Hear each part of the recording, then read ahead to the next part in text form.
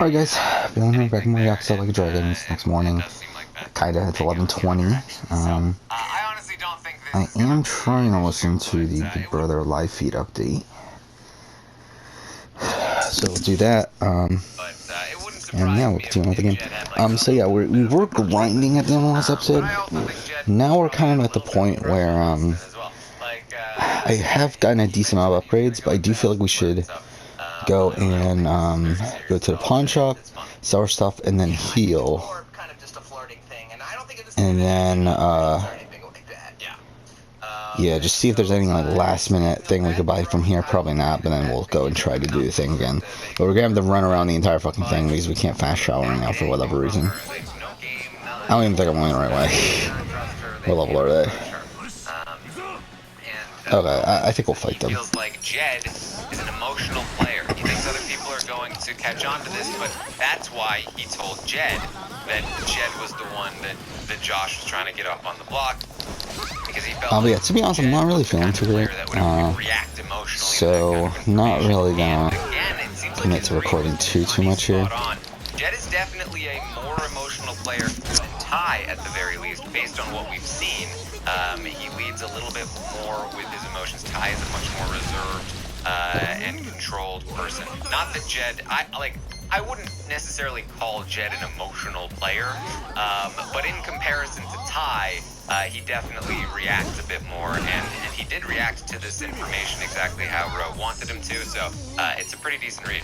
Fuck. Yeah, I mean, I think Jed still is somewhat of a level-headed player. Like, I think, you know, overall, like, if he hears that someone's coming up after him, like, he heard Josh coming after him, you know, he doesn't really take that personally, and it's like, oh, okay, now we're gonna take out Josh, you know? He's still kind of level-headed, but yeah, like you were saying, to the, like, as opposed to Ty... not much to update on, obviously. That's all that's happened is I sleep and woke up. Like, I did watch a bit more of Laser's Persona 5 streams, but not really much to really talk about. Just to reset you on where Tara's at, because she's playing in a different kind of yeah, I'm not feeling great. Like, again, like, I'm still not feeling great about this game. So, again, it's weird because it's like the complete opposite of how I felt about the other Yakuza games, where with this game, I actually really enjoy the gameplay loop, but I don't enjoy the actual main narrative. Well, it's like with the other Yakuza games, I didn't like the main gameplay loop. I kind of struggled through it because I was pretty happy overall with the story involved with it. But I'm like concerned with the fact that we're getting stuck now at like was like the third time I think we've had the grind. I'm not feeling great about that. It does. I have considered. I did consider this last night of possibly dropping the Like a Dragon video. Oh fuck off. Okay, well then I'm kind of fucked, aren't I? And Tara's like, "Whoa, who told you that?" I'm not even gonna bother healing, to be honest. And Tina's just like, "Oh, I did not prepare for this." Oh shit, we're fucked, aren't we? Tina's just like, oh yeah. You know what, let's use some of these smaller items. Because like more than likely I'm not gonna use them anyway.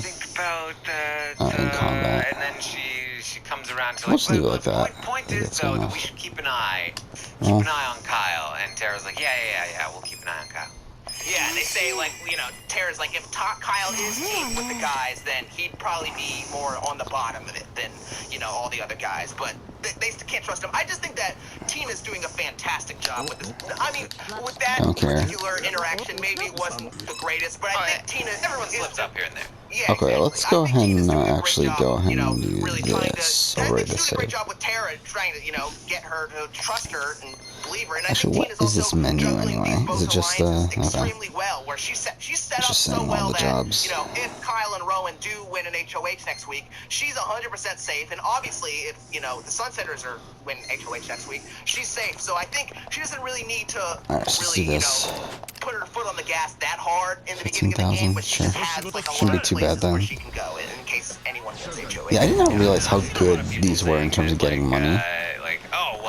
Because these are pretty easy fucking fights. That they did, which is they protected Tina in the first week. Surely without the team, Tina would have been an easy target. She would have been gone the first. I don't think so, guys. I think that is insulting to Tina, who has been playing the best game that we've seen so far, I think, in the house. Like, to say, like, oh, man, thankfully the twist saved the best player in the house from being the first boot. Like, I don't know about that. I don't think Tina would have been the first boot.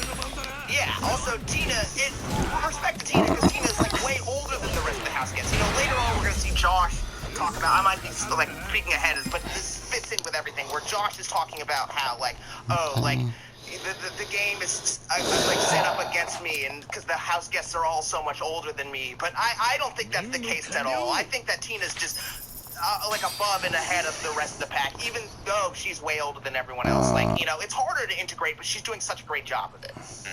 Yeah. I might as well stop by here since we're here. Victoria is going to talk with Toya, and this is going to be out near the hot tub. Doubt there's and this is gonna going be to anything be here, a but continuation of when Victoria queued up. Was like, hey, just so you know, I would like to have a 4-person alliance with you, Ty and Jed. yeah, nothing. Talk later. This is the talk later. Victoria mentions that, hey, I'm so glad we had a chance to talk. I would love to work with you, Jed and Ty. I just want to have a crew. I want to be loyal to my crew. Oh, no, actually. And Let's go here. I'm not summarizing here. This is her pitch. She goes straight into. So as far as nominations next week, I'm thinking Tara, because I don't like her very much. She just interrupts me all the time. And Brayden, I feel like he's my social competition in the house. So I kind of feel like we fulfill the same sort of spot, you know, in the game. So those are probably the two that I would put up in the game. And Toya's like, oh, okay, well, while you're telling me things, who would be the third if the veto was used? Victoria's like, oh man, I hadn't thought of that. Let me see. Maybe Austin? And at this point, I'm like, is she for real, or is she playing Toya? It feels like she's playing Toya, but it's hard to tell because I haven't gotten a lot of like legitimate game stuff from Victoria. Yeah, I don't know. That's a good point that she might Oh, be fuck playing off. Latoya. I just thought, you know, I love Victoria, but I think she's just, obviously everyone's new at Big Brother, and I think she just doesn't know how to play Big Brother yet. And, you know, just because you say like, oh yeah, we're in an alliance now, I'll just spit out all the stuff that I want to talk about. But it wouldn't make sense that she would want to take out Brayden or even like mention Brayden, because, you know, I feel like her and Brayden are kind of good at this point. I don't see why she would say that. I just think that Victoria just doesn't fully know how to play Big Brother yet, and 30,000. I think this that's. is great for Latoya. Let's go ahead and again. You know, like you guys probably have use always something like said in this. the days before about how, you know, she's not great at faking it, but here I think Latoya is doing a good job of like. Oh wait, no. I should do save Victoria, again. in the off chance that Victoria Just wins back something up. in the next couple of weeks, or Victoria has power, or, you know, let's say Jed and Ty decide to, you know, break off from Latoya. I think Latoya has another ally in the pocket she could use for later. So I think this is good for her. But yeah, for Victoria, I'm not really sure what she's doing here. Yeah. Ooh, well, these are tough. Toya responds with, well, I wouldn't put you up, Victoria. That's the information I'm giving you. And then she goes straight to stressing the importance of how, you know, I would also never, never so let anything you told me get out. in retrospect, I would not have done this one. I would always keep that close. I would never say a word about it. It's very important. I would never do that, and you would never do that to me, right? Because this is the reason I don't want to align with you, is because you talk too much. Are you going to expose things? And Victoria's like, oh, that's great, thank you so much. And she was like, yeah, I would never do that. And Victoria's It's just this big one. like, yeah, I would never do that to you either. So there you go. Also, later in this conversation, Latoya brings up Kyle. She talks about how, like, Kyle, she talks about how, like, Kyle just, like, never talks any game with her at all. And so Toya says, like, Kyle never really talks that much, but he's listening a lot. I'm not gonna bother wasting healing items on them. Because it's like, at the end of the day, it's like we should be able to finish this guy off. Update, I talked about how Deshaun had, told people that he Oh shit. can be What? friends with people without actually liking them, and that he's like good at withholding Okay, information. cool. and how. Well, I guess we'll need to use this then. Remember later on in the game, Kyle did something similar when he made his pitch to Toya earlier a few days ago. He mentioned, he said to Toya like, hey, Didn't want to use it, but fuck it at this point. I've been watching. This is what I'm good at. I can see what's happening in this game. I don't talk much, but I can see it. I can read people, and I have been reading that these people are in an alliance and they're running the game. And ever since then, Toya has been all about like, Kyle is dangerous. He doesn't talk, but he listens. And so yeah, she's been using that against him for a bit here. So she also asks Vic if she's feeling bad about anybody else in the game. If you're gonna continue to give me information, That should be good. see if I can dig for any more. Vic says she likes Kiefer, but she was a little weirded out when he said he wouldn't use the veto on himself. Like, why do you feel so comfortable? And Toya's just like, well, I'm sure he was, joking. I mean, I don't think he would have actually not used the veto on himself, right? I mean, that's not like a big deal. You don't need to feel weird about Kiefer. I mean, I think it's okay, but I would just, go along with Victoria. Just kind of throw Kiefer under the bus a little, because what's Kiefer going to do at the end of the day? Like, Kiefer doesn't have that much power in the house. Like, yeah, he has the POV-itis, but, at the end, like, he's not really doing that much. So I think it's okay if you throw Kiefer under the bus a little bit, but I guess you made the right move to not. Wait, why am I not using this? All right, so that was Vic and Toya. Josh is going to talk to the cameras about a plan. Shit. Big plan. Yeah, they have a plan. And the plan is Let's just that, double check that we're using the best he shit for wants everyone. to try and claim that Rohan Oh, because wanted because we're Jed on the block, okay, wanted yeah. Jed out, backdoored. And that's what he would have done if he won the HOH. Now, this is a funny plan because Ro beat him to that punch yesterday. Oh shit. Okay, hold on. I got Second me part to do of that the plan, also. expose Austin's role in the Day 3 scandal. I love that he calls it a scandal. Yeah. It's like, so much ado about nothing or something. Like, it's like, is it really a scandal? I don't know. But I respect that Josh is trying to do something. It's better that he's just, like, laying down and dying. I don't know. He also talks about how, like, in his master plan, he says, like, oh, I'm going to offer that I can be a pawn in the part future. 3. I'm a pawn. That's not good, Josh. That can't be, the hill Oh, you're shit. going to die Oh, on there, okay, buddy. that was Because if you offer that and they decide to take it on, you have no more power in the house, and you're just not going to gain the respect of anyone else. And I don't think that's the way to really stay. If you want to stay, you have to, prove yourself as somewhat of a power player, or do something. But offering yourself like, hey, listen, just put me up every week. I'm just going to just lay down and die for you. I don't think anyone's going to buy that. I mean, he's tried that, and I don't think anyone really cares. Everyone knows, like, we could just put Josh up next week, but we don't even need that. We could just put someone else up. Like, it doesn't matter. So, I think Josh's whole plan is not going to really work out, but it's better than doing nothing. Well, hey. Part 4. Okay. Sorry. Make it clear that his target is Austin. Going after Austin. And I actually feel like this is the best part of the plan. I mean, it's still not really going to do much, but we'll leave. But Austin is somebody that is just the right kind of target because she has people, but none of them will really go out of their way to protect her. And if people are going after her, then that's kind of great for them. So I think that this is the best part of the plan, but I think honestly the other parts of it might ruin it.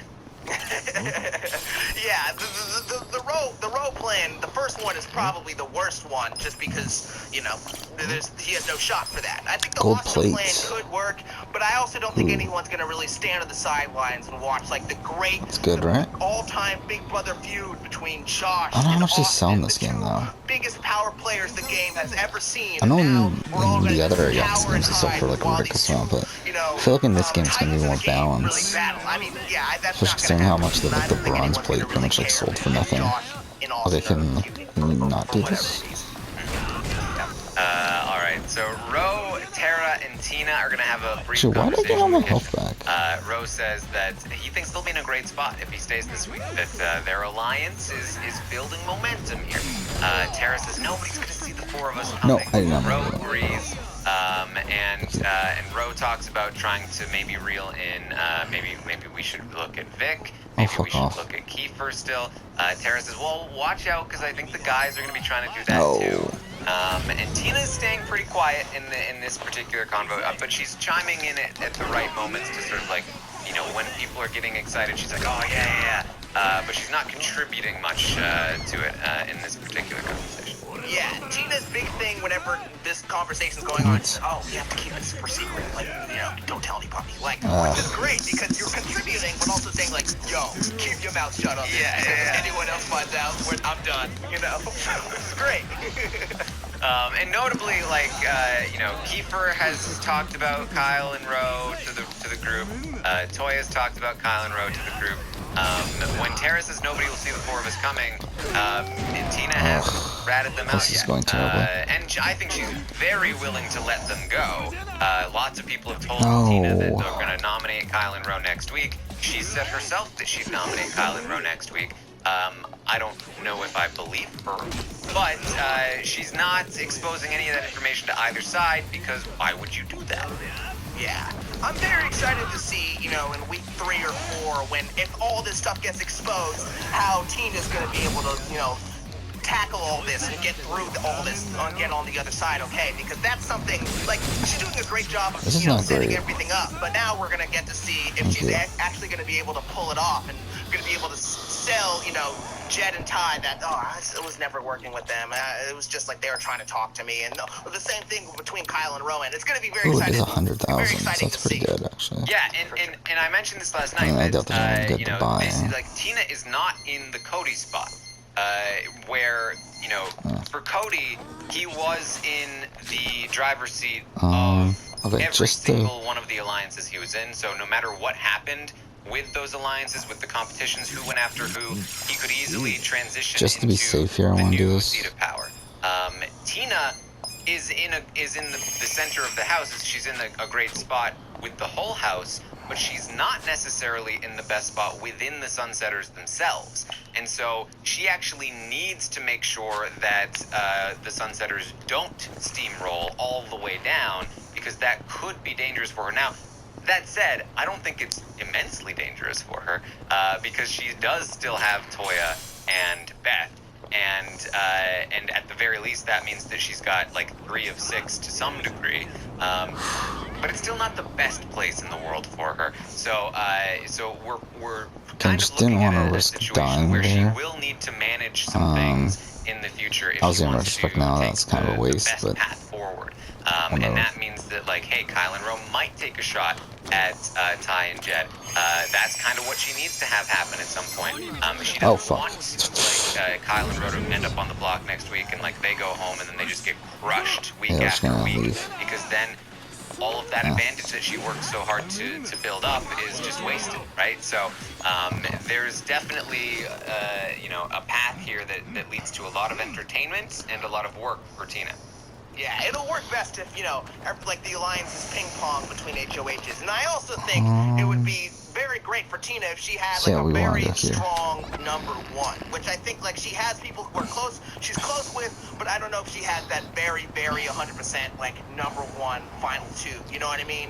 And yeah, because I think that having that person by your side helping you go. I forgot, did I use any of my better items? Just help your game moving forward. Well, yeah. I think she's kind of wading through the waters alone. And that is interesting too, because Tina, there are a lot of people that consider Tina to be their number. Tara considers Tina to be her number 1. Toya considers Tina to be her number 1. And Beth, it's probably to some degree, I don't know that Beth considers Tina to be her number 1 necessarily, but based on her camera talk the day before, at the very least, she sees Tina as like her person in the 6, like her key to winning the game, and the person that she wants to bring to the final 2. So, like, that's I think we might great. go for that. And then she also has like other people who all like Kyle and Ro. Wait, these are all this much better. I don't know. Kiefer is a big fan of Tina, not like the closest person to Tina, but still a big fan of Tina. Like, she has a lot of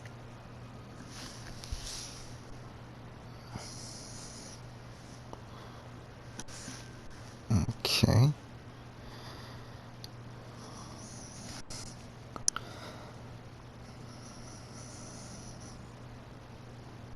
Getting a phone number that I don't know. Or getting a call from a phone number that I don't know about, so. What should I go for here?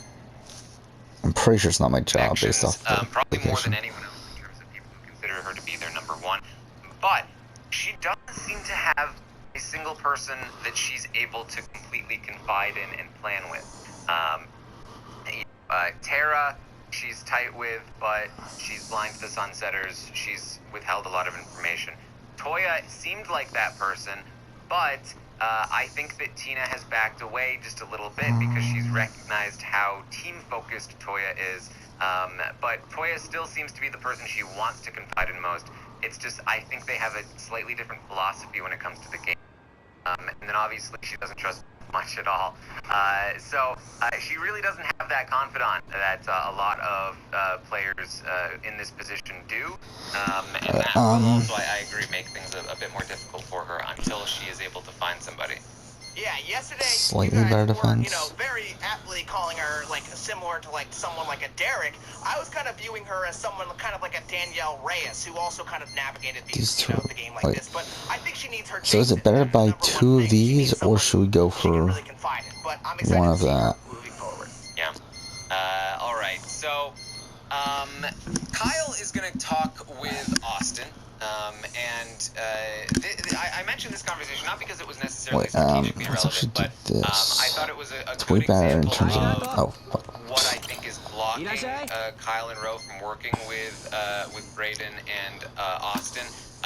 Kyle is trying to sort of make a bond with Austin. Remember, just earlier they were talking about, he was talking about Ro, like, hey, we should approach Austin and Brayden. Ro does talk with Brayden. They've always bonded well. I feel like There's this no will also be sort of, pretty like, good. block there. But Kyle's approach to Austin is a very, very flirtatious one. And I think that's a mistake because Austin shuts down flirtation. She is not into it.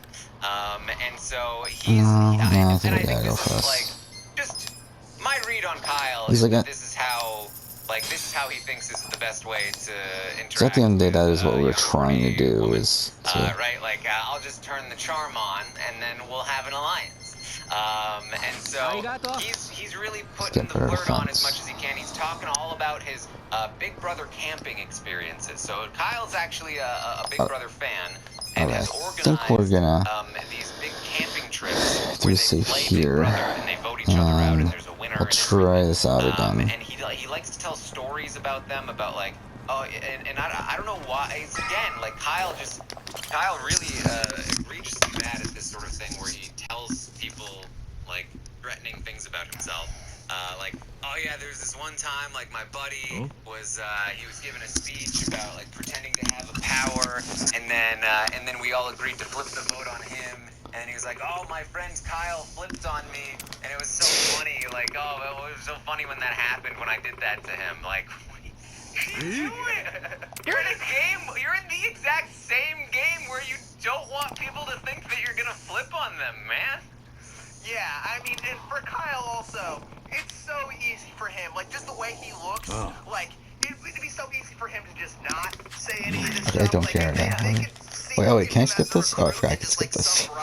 I'm an idiot. Would just kind of believe it if Kyle said that, but I don't know why he's going into, you know, all the fake games he played before. Like, he doesn't need to do any of this. You know, there's no need for this. Kyle, you look at you. You're good, man. Come on, you don't have to prove yourself to anyone or anything like that. Yeah, and he keeps inviting her to come to Big Brother camping after. He's like, after this, you're coming to Big Brother camping. You're gonna love it. It's gonna be great. And she's like, I don't know. I don't really.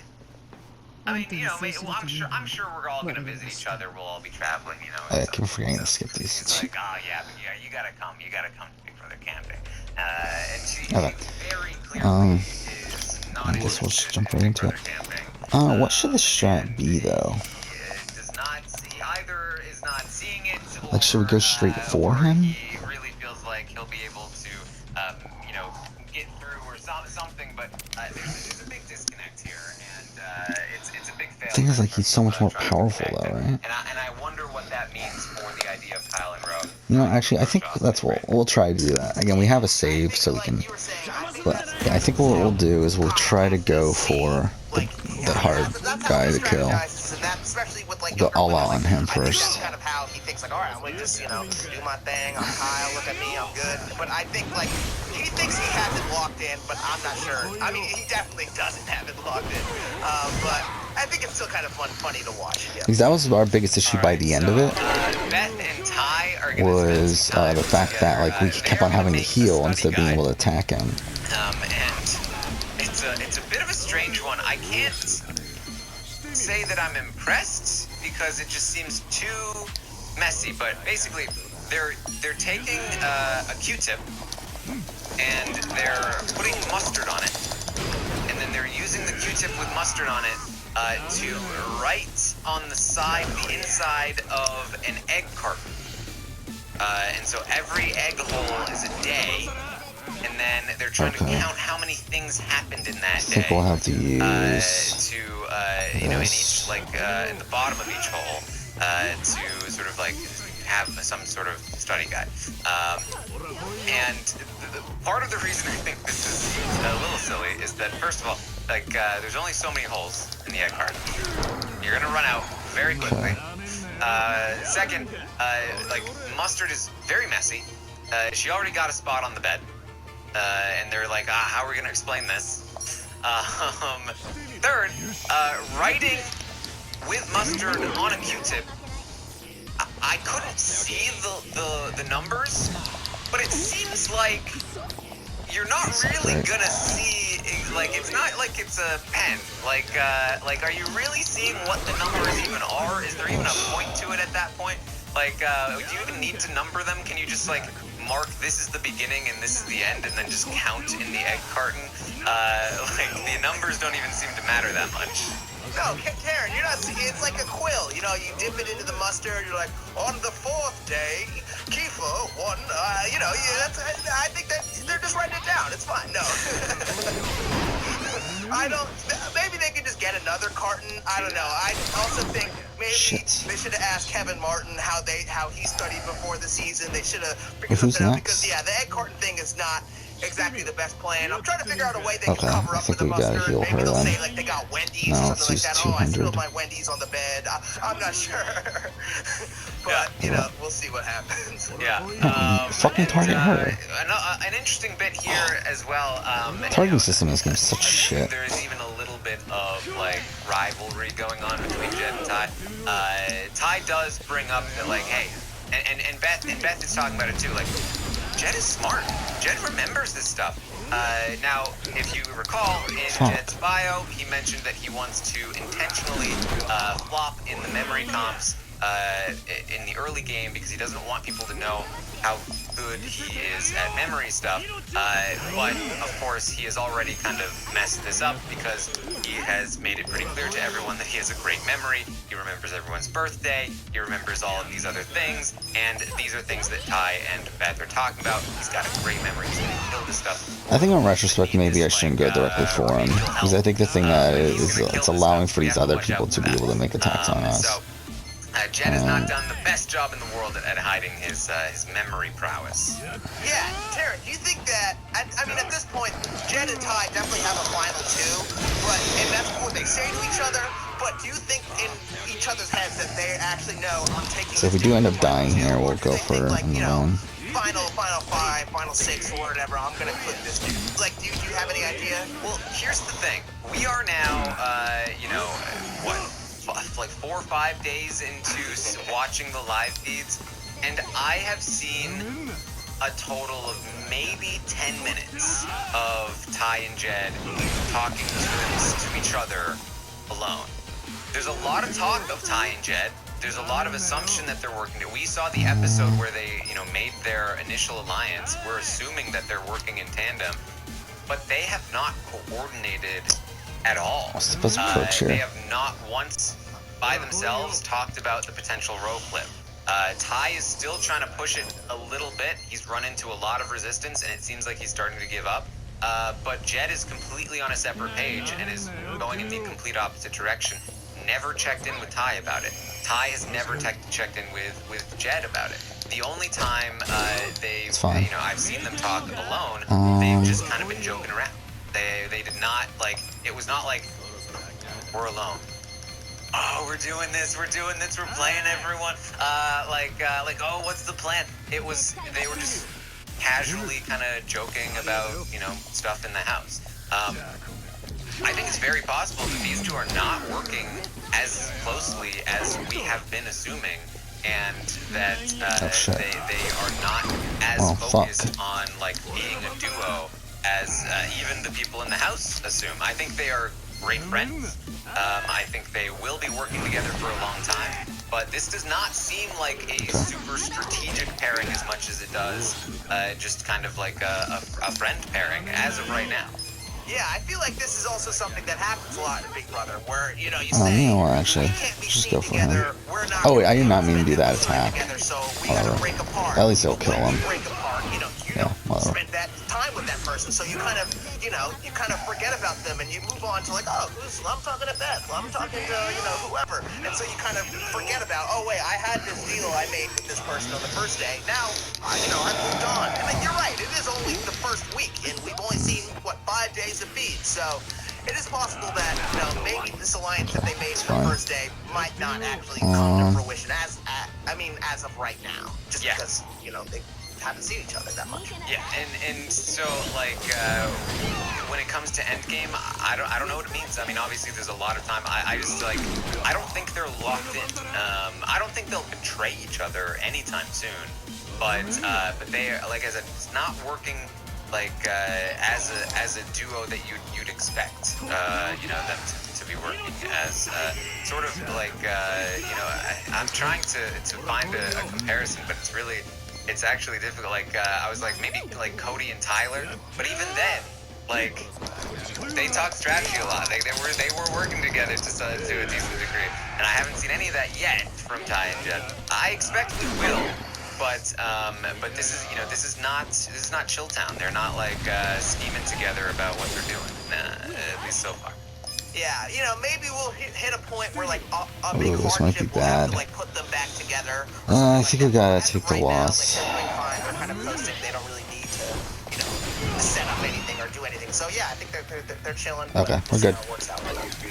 Oh, that's even better. All right, so Beth and Ty, they are making the study. Like, at this point, we're essentially having to use Kasuga as a way to heal, Oh, sorry. which is really annoying. Because they had to, like, hide the egg carton and then be like. And Vic is like, oh, I didn't want to interrupt. I want you guys to showmance, so let me just, I can leave. And they're just kind of like, oh, haha. And she's like, no, but seriously, I've wanted you guys to showmance since the beginning. You're both so cute. I think it would be such a great showmance. And they're not even like, oh, they're kind of like, they're kind of giggly about it, and it seems like this is moving forward, in my opinion. It feels like it's moving forward. Yeah, I mean, I think it is, right? I'm trying to, because I 100% think they're, and especially because everyone else is trying to egg them on, like. Yeah, later in the night, it's gonna get even more eggy, and some eggs might have gotten broken last night. I'm not sure. So. Yeah, and I think if everyone else kind of is pushing that, like Victoria was, like, then they're probably like, yeah, why not? Like, this is gonna happen. Like, you're cute. Oh, he's healing himself. That's fine. I don't know. Yeah. All right. So finally, there's a conversation. Yeah, I feel like we might as well go ahead and try to. Where Beth is kind of checking in with Tina. She's talking about who she would put up if she won HOH. This is a big topic for Beth. She's been very worried about it, like all week long, basically. Like, who do I put up? The stupid teams thing stays in I place. feel like we're good. Who do I put up with those post games? Wait, let's just get up here. Alright, I think I have to do Kiefer and Row. And we have to use Kiefer as a pawn. That would be fine. We just have to take out Row. But we can't take the Row now. We can't look at this. Like, I agree. I completely agree. I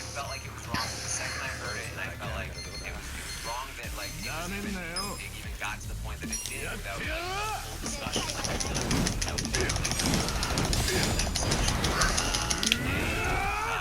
Okay.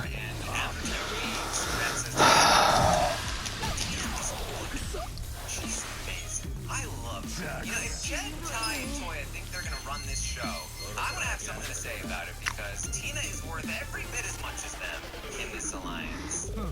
Let's see. Let's think about this. I don't think any of them are gonna be killed.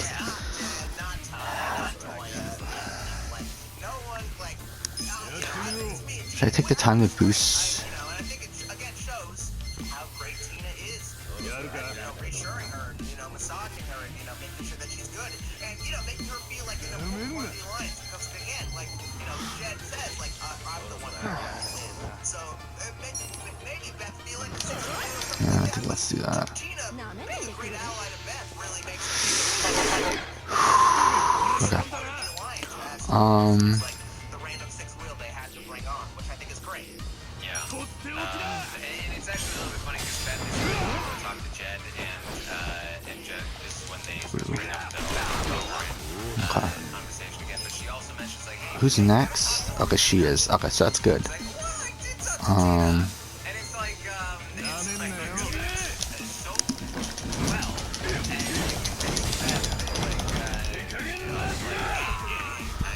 I need to be heard, and I want you to be heard. I don't think I can do it. We gotta heal I think Tina might actually. Kasuga. I don't want people. I want him to know that was a you thing. That was to manipulate you. You're too good a person. Stop it. I think this is also like, yeah, Jed is just like, I talked to her for 30 minutes yesterday, today. Like, come on, what does she need? 30 minutes is good. I think this shows like a kind of a blind spot that Jed might have. Yeah, we gotta do it. I can't. I have to heal. It's like it's too risky. He's gonna do gunshot though, isn't he? Oh no, he doesn't. Perfect. It's cool. Making sure that everyone in his alliance is good and that they trust him. He's telling them what makes them and then they feel reassured. I think this is could be a good way for him. And that's basically the day, they're gonna mess around with each other at night again. Ah, shit. Alright, well, that worked out.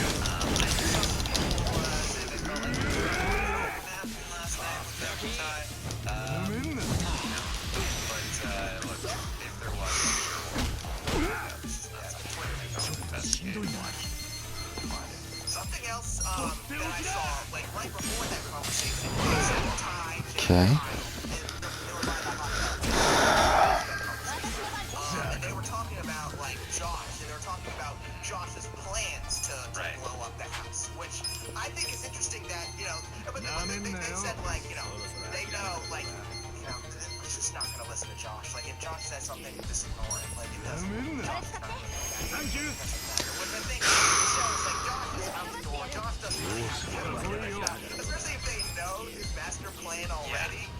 They've all completely anticipated it. Like, they're probably gonna come up with some kind of lie about somebody going after somebody.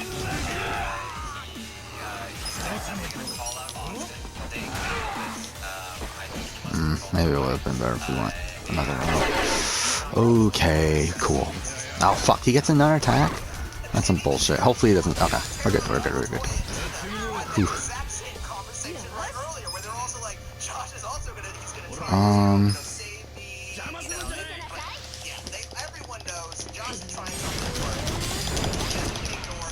That was more damage than I thought it would.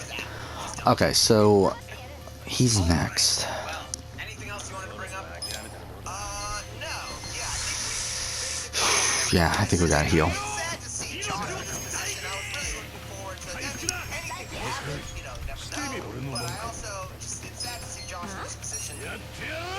Oh, Namba, thank you.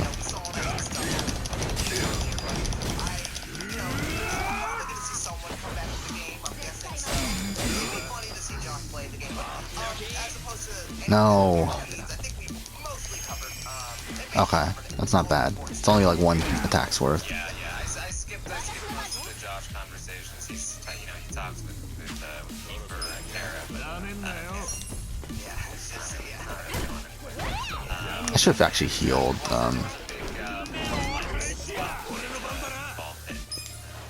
No, I think we're gonna have to use this then. Alright, that's what we have for you today. I will be back later tonight for the first round table of the season. Stopwatch will begin, and I will get the survey work for you guys. If you can find me on Twitter at @ArmstrongTaryn, I will tweet out a survey with rate players based on how How should we approach this? right now, and there are usually some other extra questions if you have other opinions. I think we've gotta give. And then later tonight, as I said, Stockwatch will begin. The market will open, and if you want to take part in the Stockwatch, you can sign up at stockwatch.com and start buying and selling tonight. So check all of that out. You can also find me on twitch.tv/Aaron Armstrong. Phil, where can you find me? Yes, you can follow me on twitter.com/listenupphilip, where I'm tweeting sometimes. Yeah, they're going next, so yeah, we got heal. But I'm also on letterboxd.com, where I'm reviewing TV and movies. You can follow me at PNTJR. Letterboxd.com/PNTJR.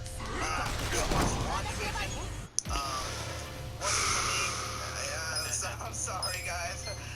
You kill me. I don't know. But all that kind of stuff. No, wrong one. Damn it. Ugh. Whatever. I mean, whatever. We might as well use this at this point then. Fuck. I pushed the wrong one. I meant to give it the fucking, or I forgot, fuck, what's his name? I forgot his name already. Shit. Now we have to heal her too. As well, we will have our Wednesday night episode recap. So, We fucked up there. That sucks because we were in a pretty good spot. No, she needs to heal again. We'll use a 200 on her. Alright, so that's it for a live feed update. I know we're past 30 minutes, but whatever. No. Alright, at least we don't have to heal this time, so we can do Bat Breaker. I'd like a clear thing here. Alright.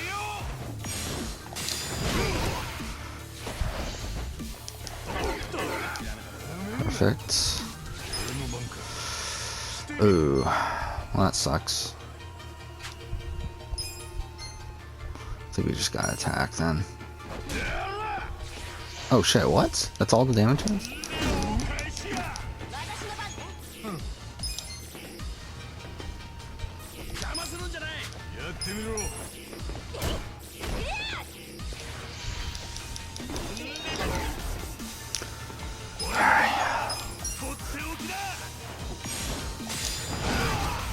Oh my god, we did it. Okay. Alright. We got this now. Most of his attacks are pretty weak, so we got this.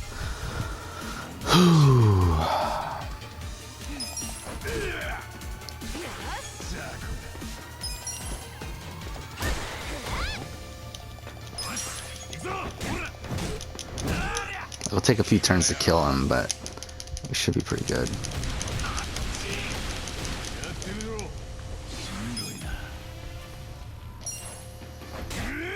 I think we'll actually go ahead and give Casca another pudding if we have one. We do. Oh no, I don't want to use it during his turn though. Yeah, because he has this one. Okay, yeah, let's do this. We'll do it during Seiko's turn. No, not this. Yeah, I think we got it. We got it this time.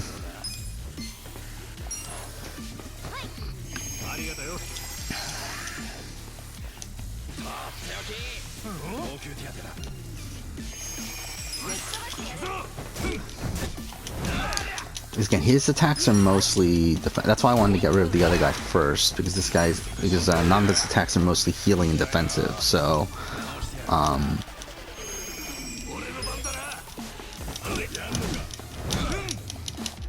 fuck, are we even healing him as much as he's fucking regaining? Okay, we are, but not by that much. I mean, at this point, we might as well just fucking go all in then, right? I mean, like, go, like, just directly attack him like this. If he's just gonna continuously heal. It's like we're, like, slowly chipping away at his health. That's fine. And, like, he only did, like, 50 damage there, so it's like, we're good. We should win with this turn, actually. Oh, there we go. Whew, we did it. And that took a while to grind there. We did that.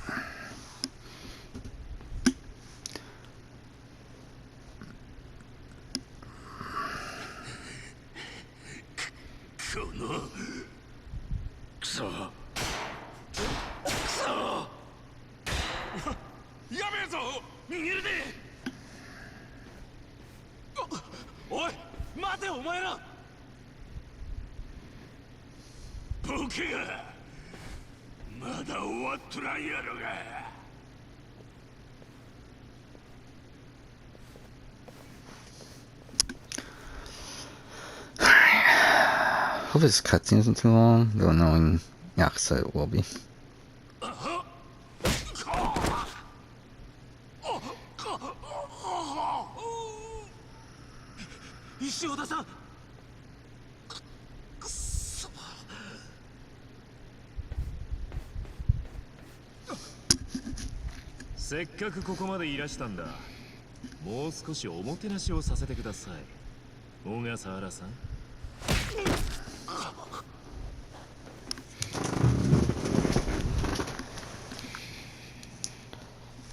Okay.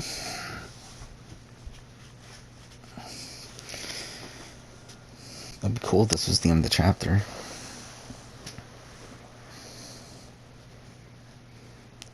So that we can save and then we'll just end. We might have to end anyway, without saving, which is fine, but... because I plan on doing more today anyway, but still.